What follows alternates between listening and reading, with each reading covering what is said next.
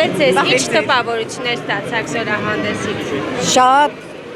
ոգեշնչված մեր փոփոխություններով, այո, պետք է պահպանենք մեր խաղաղությունը եւ ամուր պահենք մեր անկախ Հայաստանը։ Բայց տեսեք, իշխանությունը խոսում է խաղաղության մասին, դուք էլ նշեցիք, որ խաղաղությունը պետք է ամուր պահել։ Այդ դեպքում ինչ կարիք կար այս զորահանդեսի, զենք զինամթերքի, զինտեխնիկայի ցուցադրության։ Ինձ թվում է յուրաքանչյուր երկիր էլ նամանավան մեր երկիրը չենք ունեցել շատ բաներ։ Հիմա ինչ ունենք, այո, թող տեսնե որ ունենք։ Ինչի՞ չէ որ շատ բաներ չենք ունեցել, չխորանամ, շատ բաներ, անգամ կռվի դաշտում։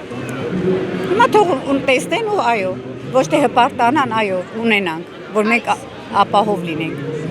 Ինչով եք ձեզ ապահով հիմա զգում, որ ադրբեջանցիների հետ խաղաղություն հաստատվի, հարևանություն անեք, գան, գնան, դուք կողքի։ Գիտեք, հարևանություն անել գալ գնալը պարտադիր չի։ Հիմա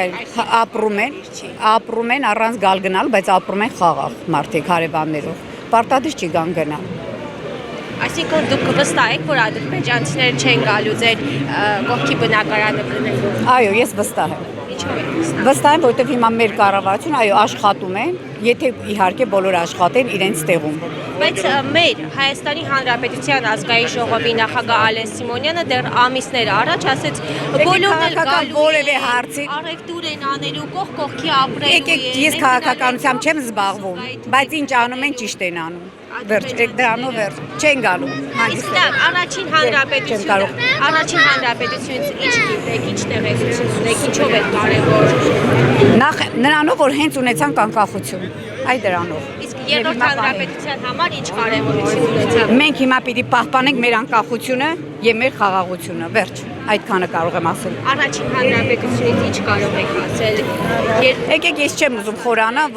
չեմ կարող որևէ բան ասել, հիմա ինձ դուր է գալիս, կարող է եւ չհիշեմ կոնկրետ չասեմ, բայց ինչ որ արվում է, իմ համար ճիշտ է դա։